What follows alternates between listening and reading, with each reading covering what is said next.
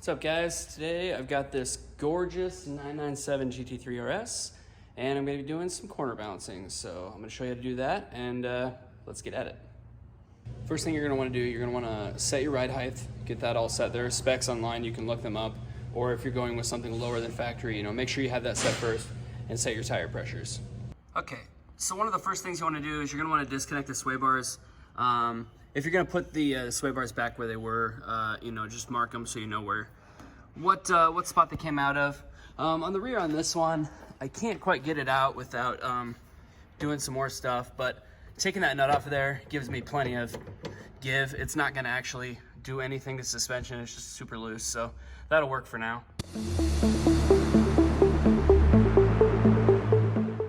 Okay, so today we're going to be using an intercomp scale. Turn it on here. We're doing road race. So this one, it's already showing 0, but we're gonna 0 it again, just because. Hooking this thing up, it's pretty easy. Just color coded, red to red, green to green, all that stuff.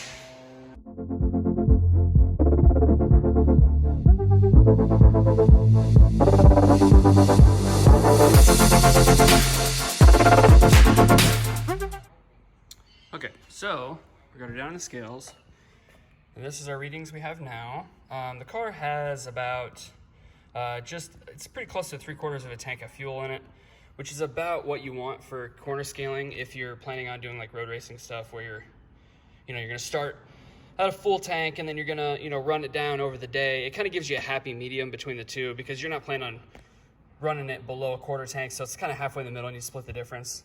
So right now this is without a person in it, which I'm going to get in it here in a little bit and take a reading so then you can see, but right now this is what we're sitting at. Your total here, that's the total weight of the vehicle. Right now I've got left front and right rear highlighted so you can see that the weight ballast or the weight bias on that corner right now on those split is 50.53. We can change that with these scales. I can highlight the other side, and then you can see the other side is obviously the other part of the 100%, so it's 49.47. So now, ideally, what you want is this to be as close to 50% as you can get it with a driver in it. And ideally, you want to have, as it would be in race conditions, so it'd be the weight of the driver, with the helmet and whatever gear that he's going to have in the vehicle at that time. That's what you want to have. So I'm going to get in the car and then we'll look at this and see how we're looking. Okay, so now I'm in the car. I have the door open just for demonstration purposes. If obviously if I wasn't filming, I wouldn't be doing this, but you can see here are the numbers with me in it, and you can see the difference with a person in it makes, it's really big. So it basically, what it did is it changed the cross weight, so it's now heavier on the other bias. So right now, currently the left front and the right rear, you're sitting at 49.54 with, me in it.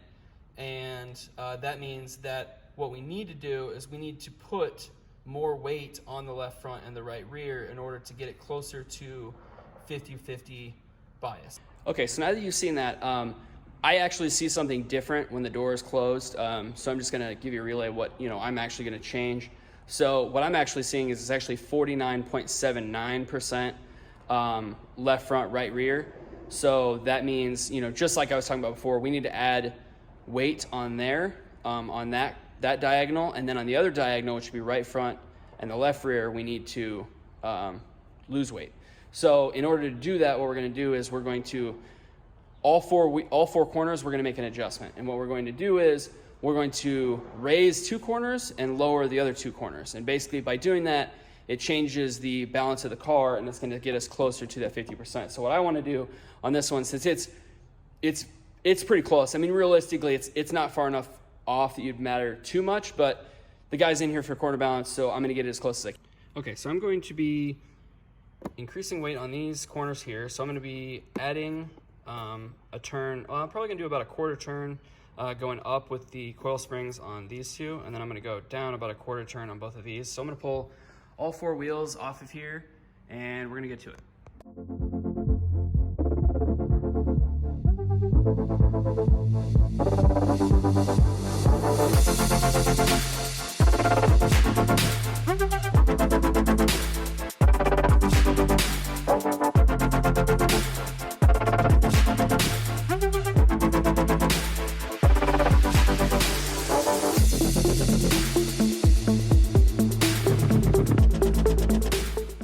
Okay, on this specific one, it's got PCCB brakes, and on those, you wanna make sure you use these pins, because if you drop the wheel on this, it will crack it, and these are really expensive. So make sure you use these pins. As far as adjusting the coilovers on these, they have a lock ring here and they have this lock ring here.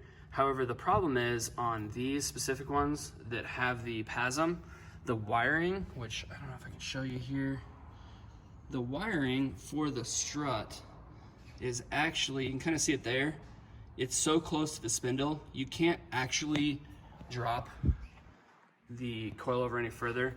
So what you really need to do is you gotta adjust it here, which is usually for preload, but on this, it's pretty much the only thing you can do. So we're gonna adjust it on here, and then on the rear, go back here and show you. This one, you can see, same thing. We've only got the 2 lock rings, so we're gonna adjust it there. So what I like to do with these before I start adjusting them is I like to get a marker and make a mark. That way I know where I started from, and then when I make a change, I can visually see, what I've done to it and which one hasn't been changed and where I put it. So it's just a good idea. Okay, so I got all 4 corners adjusted. Just to note on these things, when you're done, make sure you really tighten these things down. These things loosen up pretty easy. It's actually a good idea to get in there with a pry bar on one of these and just kind of like tap it to get it to go fully tight, because if you don't get them tight enough, they'll absolutely loosen up.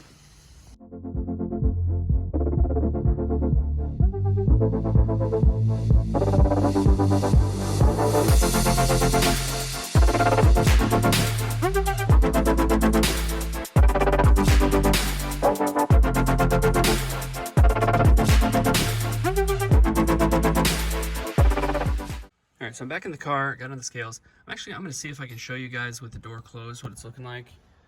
Show you. So you can see there what it's reading, how close we are. We're reading in at, let's see, it's 49.96. I mean, really, you don't get any closer than that. So a few things to know for you guys. Basically, one thing to keep in mind is when you're making your adjustments on the coils, if you're going up with the spring perches, you're increasing weight on that corner. If you're going down, you're decreasing weight.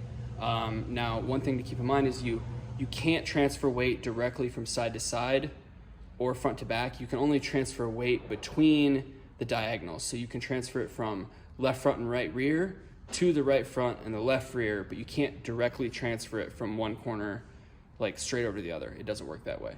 Now, if you're making adjustments, you can adjust it by just one axle or one wheel to try and get it to where you need it to be. However, one thing that will change when you're doing that is ride height. If you only change, like let's say you needed to increase weight on left front, right rear, and you only increased, went up with the spring perches on those 2 corners and you didn't decrease the other 2, you're gonna increase your ride height. And vice versa, if you went down on the other 2, you're gonna bring the ride height down. So that's something to keep in mind. One other thing to keep in mind is, as far as like percentages go, you're 50-50 with you in the car. You wanna get it as close to 50-50 as you can. If you're doing, normal road racing stuff where you're gonna go going to different tracks and whatnot. However, if you are on like a track and you're really competitive, and let's say it's, a right-hand track and you have a lot of right-hand corners, there is a chance you may want to set it up so it's biased a little bit to, so that it's going to go right only. And you can do that. Doing it strictly 50-50, that's more so you can do both sides, go, either direction, essentially, if you have a track that does a lot of, changing directions. As far as the percentages go, when it comes down to it, I try to, get it within like 0.5%. You can get it closer. I mean, you could mess with this stuff for days. I mean, if you want to, it just really depends on how serious you're trying to be and, how competitive you want to be. I mean, but when you really get down into the finite adjustments, I mean, you're really, it's just a lot of 1s and 2s. I mean, it's not really, you're barely playing with it, and it's probably not going to get you that much of a gain as it would be if you're changing like 2% or something. Like that's a lot. And as far as like something like that goes, like if you're making a huge adjustment, you may need to corner balance it, align it, then corner balance it again, and then align it. You may have to go back and forth quite a few times, especially if you're making huge changes. Now, something like this where I only did a quarter turn, I mean, it was almost spot on, and I just got it just that little bit closer, so it was almost, you know, dead on. You know, it really doesn't need to be corner balanced again. I mean, you could, but I'm going to just align this one, and it should be, you know, perfectly fine for this guy.